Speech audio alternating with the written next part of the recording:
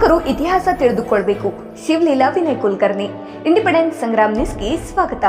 ಮಹಾತ್ಮ ಗಾಂಧೀಜಿರವರು ಬೆಳಗಾವಿ ಕಾಂಗ್ರೆಸ್ ಅಧಿವೇಶನಕ್ಕೆ ಅಧ್ಯಕ್ಷತೆ ವಹಿಸಿ 100 ವರ್ಷ ಇಂದಿಗೆ ಪೂರ್ಣಗೊಂಡಿರುವ ಪ್ರಯುಕ್ತ ಧಾರವಾಡ ಜಿಲ್ಲೆಯ ಧಾರವಾಡ ತಾಲೂಕಿನ ಗರಗ್ ಗ್ರಾಮದಲ್ಲಿ ಬೃಹತ್ ಪಾದಯಾತ್ರೆ ಹಮ್ಮಿಕೊಳ್ಳಲಾಗಿತ್ತು. ಪಾದಯಾತ್ರೆಯು ಗರಗದ ಶ್ರೀ ಗುರು ಮಡವಾಳೇಶ್ವರ ಮಠದಿಂದ ಗರಗ ಗ್ರಾಮದ ಪ್ರಮುಖ ಓಣಿಗಳಲ್ಲಿ ಸಂಚರಿಸುವ ಮೂಲಕ ಗರಗದ ಖಾದಿ ಗ್ರಾಮೋದ್ಯೋಗದವರೆಗೆ ಬೃಹತ್ ಪಾದಯಾತ್ರೆ ಜರುಗಿತು. ನಂತರ ಖಾದಿ ಗ್ರಾಮೋದ್ಯೋಗದ ಆವರಣದಲ್ಲಿ ಸಭೆ ನಡೆಸಲಾಯಿತು. ಸಭೆ ಉದ್ದೇಶಿಸಿ ಮಾತನಾಡಿದ ಶಿವಲೀಲಾ ವಿನಯ್ ಕುಲಕರ್ಣಿರವರು ಅಹಿಂಸಾ ಮಾರ್ಗದಲ್ಲಿ ಸ್ವಾತಂತ್ರ್ಯ ಹೋರಾಟ ನಡೆಸಬೇಕು. ದೇಶದ ಜನ ಹಿಂಸೆಯ ಮಾರ್ಗ ತುಳಿಯಬಾರದು. ಅಸಹಕಾರ ಚಳವಳಿ ಮೂಲಕ ಬ್ರಿಟಿಷರು ದೇಶ ಬಿಟ್ಟು ತೊಲಗುವಂತೆ ಮಾಡಿದ್ದು ಮಹಾತ್ಮ ಗಾಂಧೀಜಿ ಎಂದರು. ಕಾಂಗ್ರೆಸ್ ಬ್ಲಾಕ್ ಅಧ್ಯಕ್ಷರಾದ ಅರವಿಂದ್ ನಂಗನಗೌಡರ್ ಮಾತನಾಡಿ, ಮಹಾತ್ಮ ಗಾಂಧೀಜಿರವರ ಆಶಯದಂತೆ ಸಮಾಜಮುಖಿ ಕೆಲಸ ಮಾಡಬೇಕೆಂದರು. ಈ ಸಂದರ್ಭದಲ್ಲಿ ಈಶ್ವರ್ ಶಿವಳ್ಳಿ ಸೇರಿದಂತೆ ಕಾಂಗ್ರೆಸ್ ನಾಯಕರು ಮತ್ತು ಕಾರ್ಯಕರ್ತರು ಹಾಗೂ ಗ್ರಾಮದ ಜನರು ಇನ್ನಿತರರು ಉಪಸ್ಥಿತರಿದ್ದರು.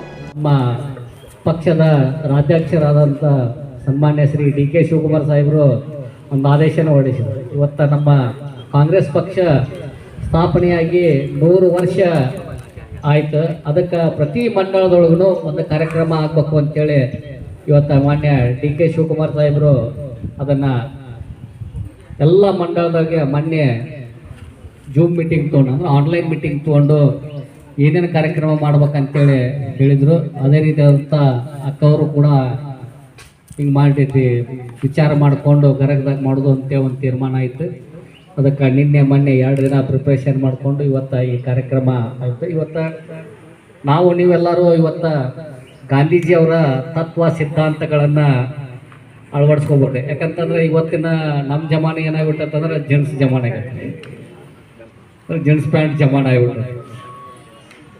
ಅದಕ್ಕೆ ಎಲ್ಲರೂ ಇವತ್ತು ಗಾಂಧೀಜಿ ತತ್ವಗಳು ಹಾಗೂ ಇನ್ನೊಬ್ಬರ ಮಹನೀಯರ ಇವತ್ತು ಜಯಂತಿ ಕೂಡ ಇದೆ. ಅದೇ ಲಾಲ್ ಬಹದ್ದೂರ್ ಶಾಸ್ತ್ರಿ ಅವರು ಕೂಡ ಇವತ್ತು ಅವರೆಲ್ಲ ನಮ್ಮ ದೇಶಕ್ಕಾಗಿ ಸಾಕಷ್ಟು ಹಗಲಿರುಳು ಸೇವೆಯನ್ನು ಮಾಡಿದವರು. ಯಾಕಂತಂದ್ರೆ ಇವತ್ತು ಲಾಲ್ ಬಹದ್ದೂರ್ ಶಾಸ್ತ್ರಿ ಅವರು ನಮ್ಮ ಪ್ರಧಾನಮಂತ್ರಿ ಇದ್ದಾಗ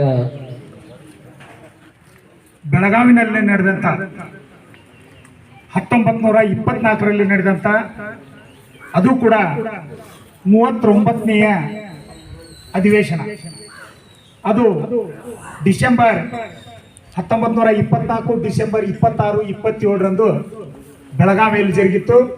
ಅದರ ಅಧ್ಯಕ್ಷತೆಯನ್ನ ಮಹಾತ್ಮ ಗಾಂಧೀಜಿಯವರು ವಹಿಸಿದ್ರು. ಅದು ಈ ಡಿಸೆಂಬರ್ 26, 27ಕ್ಕೆ ಒಂದು 100 ವರ್ಷ ತುಂಬುತ್ತದೆ.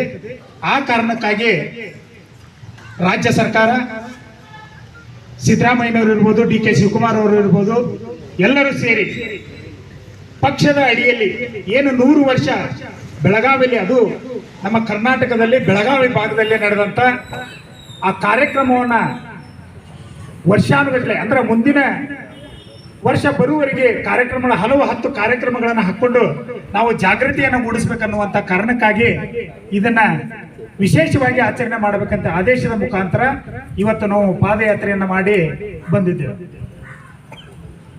ನಾವು ಇಲ್ಲಿ ಪಕ್ಷ ಯಾವ ಸಿದ್ಧಾಂತ ಮತ್ತು ಯಾವ ತಳಹದಿ ಮೇಲೆ ಬಂದೈತಿ ಇವತ್ತು ಕಾಂಗ್ರೆಸ್ ಪಕ್ಷ ಅನ್ನುವಂಥದ್ದನ್ನ ಕಲಿಯುವುದನ್ನ ನಾವು ಅವಲೋಕನ ಮಾಡ್ಕೋಬೇಕು.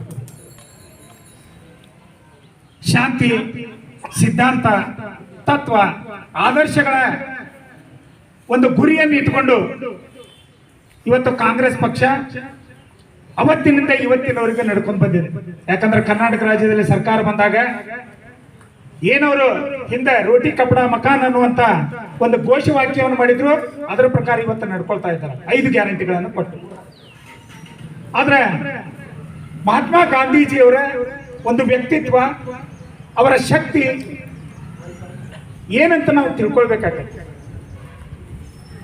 ಎಷ್ಟೋ ಜನ ನಾವು ರಾಜಕೀಯ ಒಂದು ದುರುದ್ದೇಶ ಇರ್ಬೋದು, ರಾಜಕೀಯ ಒಂದು ವ್ಯತ್ಯಾಸ ಇರ್ಬೋದು, ಇವುಗಳನ್ನೆಲ್ಲ ವಿಚಾರ ಮಾಡಿದಾಗ ನಮ್ಮ ಕರ್ನಾಟಕದಲ್ಲಿ ಅವರ ಮಾರ್ಗದರ್ಶನ, ಮಹಾತ್ಮ ಗಾಂಧೀಜಿಯವರ ಹೋರಾಟಕ್ಕೆ ಪ್ರೇರೇಪಿತರಾಗಿ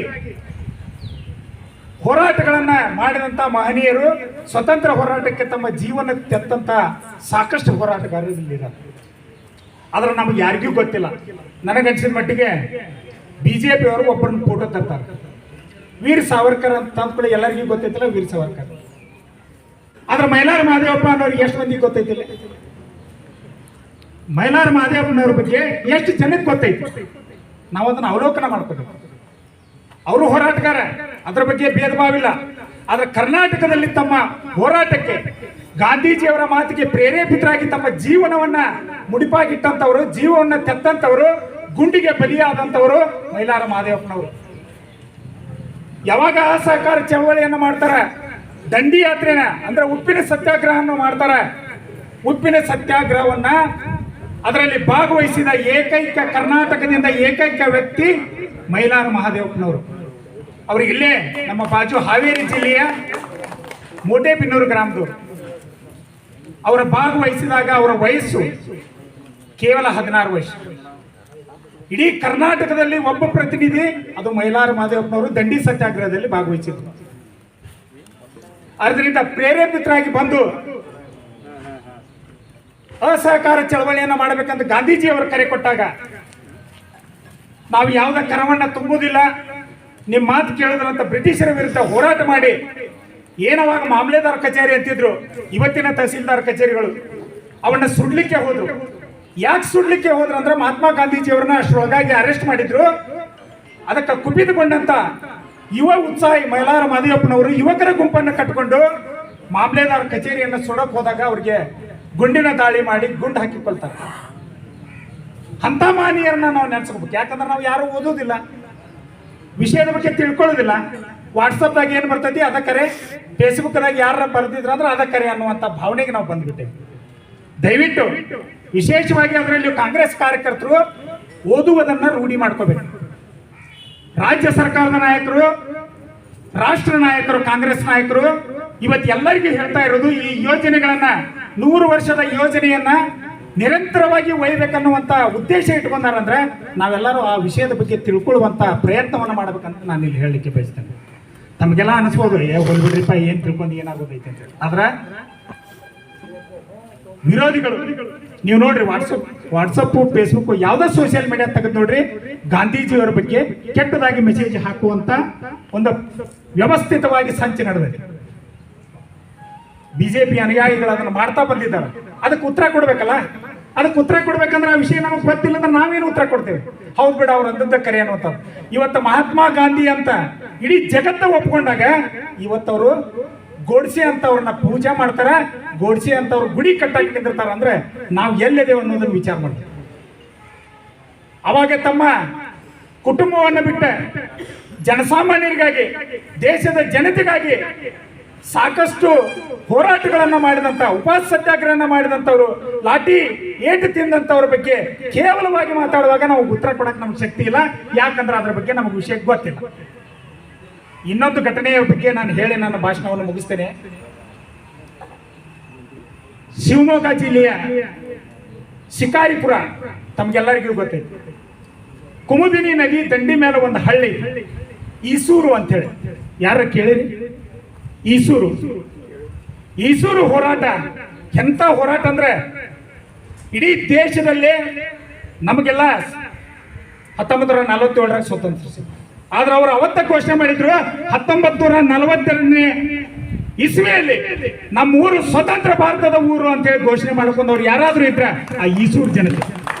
ಸಣ್ಣ ಹಳ್ಳಿ, ಬ್ರಿಟಿಷರ ವಿರುದ್ಧ 200 ಜನ ಯುವಕರು ಸೇರಿ ನಮ್ಮ ಜೀವ ಹೋದ್ರೂ ಚಿಂತಿಲ್ಲ, ನಾವು ಈ ಮನೆಗಾಗಿ ಹುಟ್ಟಿಲ್ಲ, ನಾವು ದೇಶಕ್ಕಾಗಿ ಹುಟ್ಟೇವಿ, ನಮ್ಮ ಊರು ಸ್ವತಂತ್ರ ಮಾಡ್ಕೊಳ್ಳೋಣ ಅಂತೇಳಿ ಶ್ರೀ ವೀರಭದ್ರೇಶ್ವರ ದೇವಸ್ಥಾನ ಇತ್ತಲ್ಲಿ. ಅದರಲ್ಲಿ ಸಭೆ ಸೇರಿ 200 ಜನ ಯುವಕರು ಸೇರಿ ವೀರಭದ್ರೇಶ್ವರ ದೇವಸ್ಥಾನದ ಮೇಲೆ ರಾಷ್ಟ್ರಧ್ವಜವನ್ನು ಹಾರಿಸಿದಂತ ಏಕೈಕ ಊರು ಇಡೀ ದೇಶದ ಇತಿಹಾಸದಲ್ಲಿ, ಅದು ಕರ್ನಾಟಕದ ಇತಿಹಾಸದಲ್ಲಿ ಯಾವುದಾದ್ರೂ ಊರು ಇದ್ರೆ ಅದು ಈಸೂರು. ಅವರೊಂದು ಘೋಷಣೆ ಮಾಡಿದ್ರು, ಏಸೂರು ಕೊಟ್ಟೇವು ಈಸೂರು ಬಿಡೆವು ಅನ್ನುವಂಥದ್ದು. ಬೇಕಾದಷ್ಟು ಊರು ಹೋಗ್ಲಿ, ಆದ್ರೆ ನಮ್ಮ ಈಸೂರು ಮಾತ್ರ ಬ್ರಿಟಿಷರಿಗೆ ಬಿಟ್ಟು ಕೊಡುವುದಿಲ್ಲ ಅಂತಂದ್ರು. ಆ ಟೈಮ್ನಲ್ಲಿ ಸೈನ್ಯ ಬಂತು, ಜನ ಸಣ್ಣ ಮಕ್ಕಳಾದಿಯಾಗಿ ಇಡೀ ಊರಿಗೂರ ಕಾರ್ಪುಡಿ, ಕಸಬಾರಿಗೆ, ಬಡಿಗೆ, ತಲವಾರು ಎಲ್ಲ ಹಿಡ್ಕೊಂಡು ಹೋರಾಟಕ್ಕೆ ನಿಂತರು. ಅವತ್ತು ಗೋಲಿಬಾರ್ ಆಯ್ತು, 100 ಜನ ಸಾವಾಯ್ತು, ಸಾಕಷ್ಟು ಜನರ ಗಲ್ಲಿಗೇರಿಸಿದ್ರು, ಸಾಕಷ್ಟು ಜನರನ್ನ ಅರೆಸ್ಟ್ ಮಾಡಿದ್ರು.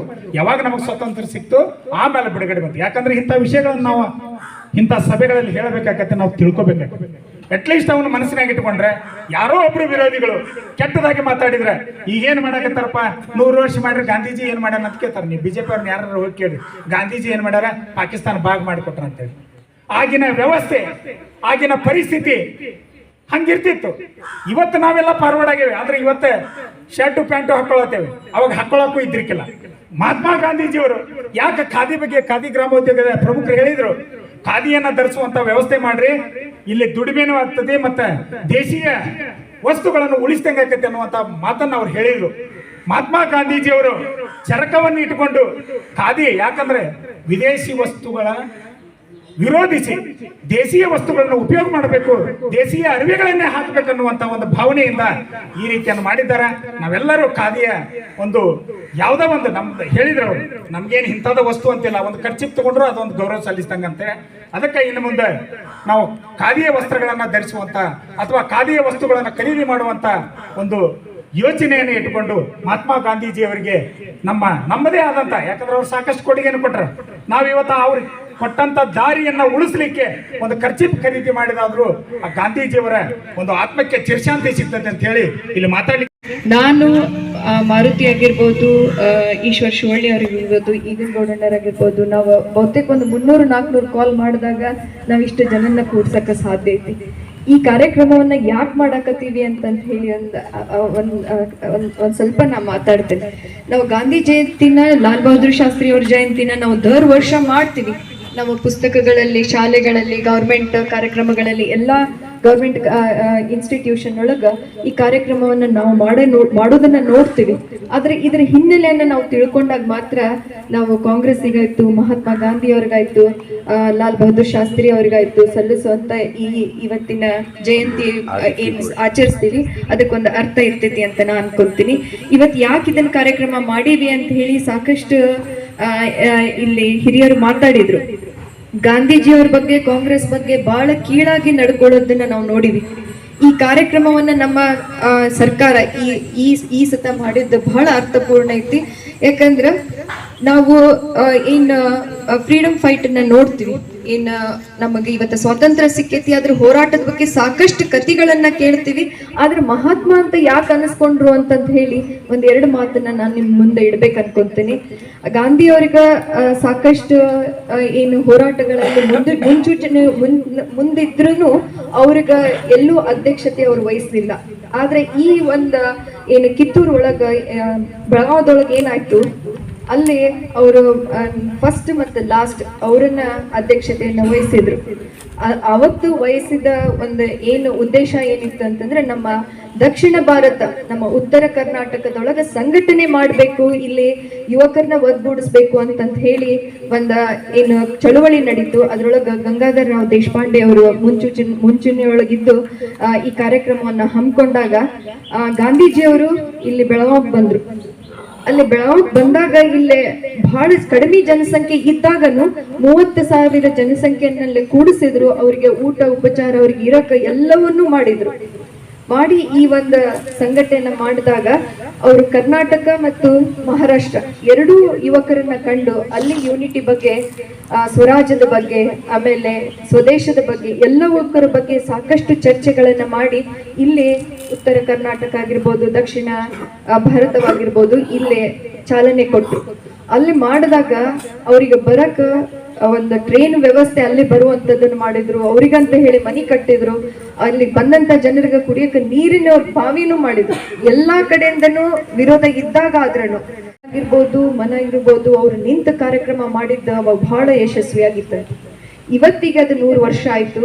ಇವತ್ತದನ್ನ ನಾವೀಗ ಇದನ್ನ ಆಚರಿಸಕತ್ತೀವಿ ಅಂತಂದ್ರ ಅದು ಪುಸ್ತಕಗಳಿಂದನೂ ಹೊಂಟು ಬಿಟ್ಟೈತಿ, ಜನರ ಮನಸ್ಸಿನಿಂದನೂ ಹೊಂಟು ಬಿಟ್ಟೈತಿ.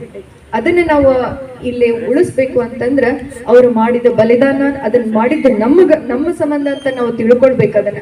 ಯಾಕಂದ್ರ ನಾವು ಬರೀ ಕೋಮವಾದ ಇನ್ನೊಂದು ಅಂತ ಹೇಳಿ ಜನರ ಮನಸ್ಸಿನಲ್ಲಿ ಏನು ಬಿತ್ತೋ ಬೀಜ ಐತಿ ಅದನ್ನ ಹೆಮ್ಮರವಾಗಿ ಈಗ 5 ವರ್ಷ ನಾವು ಆಡಳಿತ ನೋಡಿದ್ವಿ. 15 ಲಕ್ಷ ಒಂದೊಂದು ಅಕೌಂಟಿಗೆ ಹಾಕ್ತಿವಿ ಅಂತ ಹೇಳಿದ್ರು. ಸಬ್ಕಾ ಸಾಥ್ ಸಬ್ಕಾ ವಿಕಾಸ್ ಅಂತ ಹೇಳಿದ್ರು. ಏನೇನ ಎಲ್ಲಾ ಯೋಜನೆಗಳನ್ನ ತಗೊಂಬಂದ್ರು. ಆದ್ರೆ ಇಲ್ಲಿ ಕಾಂಗ್ರೆಸ್ ಆಗಿರ್ಬೋದು, ಇಲ್ಲಿ ಹಿಂದ ಎಲ್ಲಾ ಮಹಿಳೆಯರು ಏನ್ ತ್ಯಾಗ ಮಾಡಿದ್ರು ಅದಕ್ಕೆ ಒಂದು ಕಳಂಕ ಅದು. ಇದನ್ನ ನಾವು ತಿಳ್ಕೊಬೇಕು. ಗಾಂಧೀಜಿಯವ್ರಿಗ ಹೊರದೇಶದೊಳಗ ಸೌತ್ ಆಫ್ರಿಕಾದೊಳಗ ಇದ್ದು ಕಲಿಯಕ್ಕೂ ಒಂದು ಅವಕಾಶ ಇತ್ತು ಅವ್ರಿಗೆ. ಅಲ್ಲಿ ಅವರು ಬ್ಯಾರಿಸ್ಟರ್ ಆಗಿ ಕೆಲಸ ಮಾಡಿದ್ರು, ಅಲ್ಲಿ ತಮ್ಮ ವೃತ್ತಿ ಜೀವನವನ್ನ ನಡೆಸಿದ್ರು. ಅಲ್ಲೇನು ಅವರು ಏನು ಬ್ಲಾಕ್ ಅಂಡ್ ವೈಟ್ ಏನ್ ಜನರದ್ದು ಏನ್ ಒಂದು ಸಮಸ್ಯೆ ಇತ್ತು ಅದ್ರ ಪರವಾಗಿ ಹೋರಾಡಿದಾಗ ಅವರಿಗೆ ಸಾಕಷ್ಟು ಆಸ್ತಿನೂ ಇತ್ತಲ್ಲಿ. ಆದ್ರೆ ಯಾವಾಗ ಅವ್ರಿಗ ಭಾರತ ದೇಶ ಅಂತ ಹೇಳಿ ಬಂತು, ವಾಪಸ್ ಬರುವಂತ ಪರಿಸ್ಥಿತಿ ಒಳಗ ಅಲ್ಲಿ ಗಳಿಸಿದಂತ ಎಲ್ಲಾ ಆಸ್ತಿನ ಒಂದು ಟ್ರಸ್ಟ್ ಆಗಿ ಬಿಟ್ಟು ಅಲ್ಲಿ ಜನರಿಗೆ ಒಂದು ಅವಕಾಶ ಮಾಡಿಕೊಟ್ಟು ಇಲ್ಲಿ ಏನು ಭಾರತಕ್ಕೆ ಬಂದ್ರು. ಇಲ್ಲಿ ಭಾರತಕ್ಕೆ ಬಂದಾದ್ಮೇಲೆ ಅವರು ಖಾದಿಗೆ ಪ್ರೋತ್ಸಾಹ ಕೊಟ್ರು, ಸ್ವದೇಶಕ್ಕೆ ಕೊಟ್ರು, ಆಮೇಲೆ ಸತ್ಯಮೇವ ಜಯತಿ ಅಂತ ಹೇಳಿದ್ರು. ಹಾಗ ಲಾಲ್ ಬಹದ್ದೂರ್ ಶಾಸ್ತ್ರಿ ಅವರು ಜೈ ಕಿಸಾನ್ ಜೈ ಜವಾನ್ ಅಂದ್ರು. ಇದ್ರ ಅರ್ಥ ಎಷ್ಟು ಸೂಕ್ಷ್ಮವಾಗೈತಂದ್ರ ನಮ್ಮ ಭಾರತ ಉಳಿದಿರೋದನ್ನ ಒಂದು ಯುವಕರ ಮೇಲೆ, ಒಂದು ಜವಾನರ ಮೇಲೆ, ಹಾಗೇನೆ ರೈತರ ಮೇಲೆ ಅಂತ ಹೇಳಿ ಅವರು ಒಂದು ಇದನ್ನ ಕೊಟ್ರು, ಸ್ಲೋಗನ್ ಕೊಟ್ರು. ಇವನ್ನೆಲ್ಲವನ್ನು ನಾವು ಇವತ್ತು ಅರ್ಥಪೂರ್ಣ ಮಾಡ್ಕೋಬೇಕು, ತಿಳ್ಕೋಬೇಕು ಅಂತಂದ್ರೆ ನಮ್ಮ ಸಂಘಟನೆಯಲ್ಲಿ ಒಗ್ಗಟ್ಟಾಗಿ ಇದ್ದ ಸಂಘಟನೆ ಆಗ್ಬೇಕು. ನಾವು ಒಬ್ರಿಗೆ ಕಾಲ್ ಮಾಡಿದ್ವಿ ಅಂತಂದ್ರೆ ಒಬ್ರ ಬರೋದಲ್ಲ. ಇವತ್ತು ಜಯಂತಿ ಐತಿ, ಇಲ್ಲಿ ಗ್ರಾಮ ಪಂಚಾಯತಿ ಒಳಗ್ ಮಾಡ್ತಿರ್ತೀವಿ, ಅಲ್ಲಿ ಮಾಡ್ತಿರ್ತೀವಿ, ಇಲ್ಲಿ ಮಾಡ್ತಿರ್ತೀವಿ ಅಂತ ಇವ ನೆವಗಳು ಅಷ್ಟೇನ. ಯಾಕಂತಂದ್ರೆ ಕಾರ್ಯಕ್ರಮನೇ ಇರಂಗಿಲ್ಲ. ಎಲ್ಲಾ ಕಡೆನೂ ಗಾಂಧಿ ಜಯಂತಿ ಮಾಡ್ತಾರ, ಒಂದು ಫ್ಲಾಗ್ ಹೋಸ್ಟ್ ಮಾಡ್ತಾರ, ಒಂದು ಸೂಟಿ ಮಾಡ್ತಾರ. ಕಾರ್ಯಕ್ರಮ ಇದ್ದಾಗ ಎಲ್ಲಾ ಮುಖಂಡರು ದಯವಿಟ್ಟು ನಿಮ್ಮ ಜವಾಬ್ದಾರಿ ಮೇಲೆ ಸಂಘಟನೆ ಆಗ್ಬೇಕು. ನಾವು ಬಹಳಷ್ಟು ಕಡೆ ಏನೋ ಸಂಘಟನೆ ಇರ್ತೈತಿ, ಏನೋ ಒಂದು ಕಾರ್ಯಕ್ರಮ ಮಾಡಿದಾಗ ನಮಗ್ ಬರೋದು ನಮಗ್ ಹೇಳಿಲ್ರಿ, ನಿಮಗ್ ಹೇಳಿಲ್ಲ, ನನಗ್ ಕಾಲ್ ಬಂದಿಲ್ಲ, ನಿನಗ್ ಕಾಲ್ ಬಂದಿಲ್ಲ ಅಂತ ಹೇಳಿ. ಆದ್ರೆ ಬಹುತೇಕ ನಾವ್ ಇವತ್ತು ಒಂದು 500 ಕಾಲರ ಮಾಡಿವಿ ಇಷ್ಟರು ಕೂಡಿ. ಆದ್ರೂ ನಮಗ ಇವತ್ತು ಅಂದ್ರೂ ನಾವು ಬಹಳ ಖುಷಿ ಇದೀವಿ. ಯಾಕಂದ್ರ ಬಹಳಷ್ಟು ಮಂದಿ ಇವತ್ತು ಟೊಪ್ಪಿಗೆ ಧರಿಸಿ ಆಮೇಲೆ ಏನು ಬಿಳೆ ಅರ್ಬಿ ಹಾಕೊಂಡ್ ಬರ್ಬೇಕಂದಾಗ ಎಲ್ಲರೂ ಕೂಡಿ ಬಂದ್ರಿ. ಅಲ್ಲಿಂದ ನಾವು ಇಲ್ಲಿ ಮಟ್ಟ ಬಂದಿದ್ದನು ಬಹಳ ಸಂತೋಷ. ಹಾಗೇನೆ ಇಲ್ಲಿ ಖಾದಿ ಗ್ರಾಮ ಉದ್ಯೋಗನ ನಾನು ಬಹಳಷ್ಟು ಸತ ಬಂದೀನಿ, ಇಲ್ಲಿ ವ್ಯವಸ್ಥೆನೂ ನೋಡಿನಿ. ಅವ್ರು ಸಾಕಷ್ಟು ಸತ ಬಂದಾಗ ನನಗೆ ಮನವಿ ಕೊಡ್ತಾರೆ.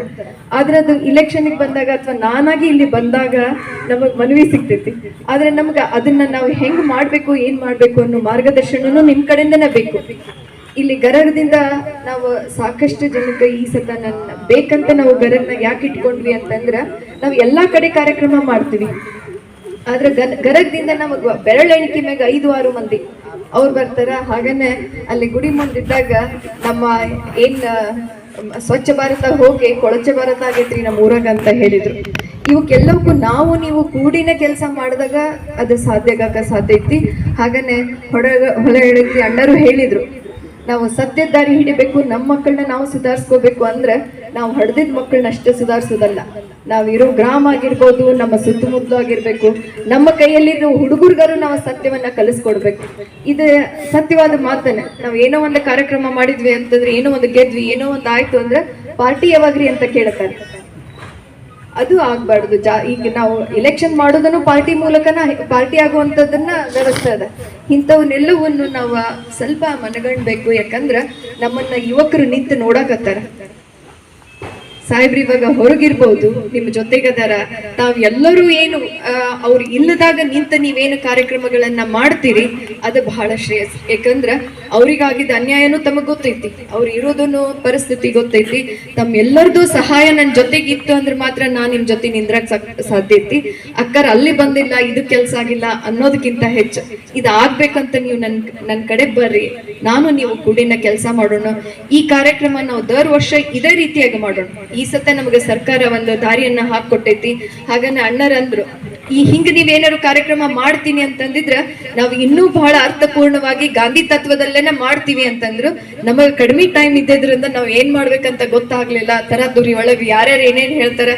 ಶಿವಳ್ಳಿ ಅವರು ಒಂದು ಜವಾಬ್ದಾರಿ ತಗೊಂಡ್ರು, ಈಗನ್ ಗೌಡಣ್ಣರು ಒಂದು ಜವಾಬ್ದಾರಿ ತಗೊಂಡ್ರು, ಎಲ್ಲರೂ ಏನೇನೋ ಒಂದೊಂದು ಜವಾಬ್ದಾರಿ ತಗೊಂಡು ಈ ಕಾರ್ಯಕ್ರಮವನ್ನ ಮಾಡಿದ್ವಿ.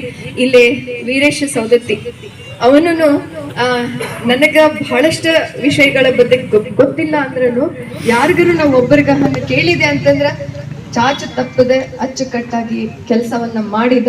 ಅಕ್ಕರ ನೀವು ಹೇಳಿರಿ ಅಂತಂದ್ರೆ ನಾ ಅದನ್ನ ಮಾಡಿದಾಗ ನನಗೆ ಸಮಾಧಾನ, ನಾ ಯಾವುದೂ ಇಲ್ಲ ಅನ್ನಂಗಿಲ್ಲ ಅಂತ ಹೇಳಿ ಅವನು ಜವಾಬ್ದಾರಿ ತಗೊಂಡ.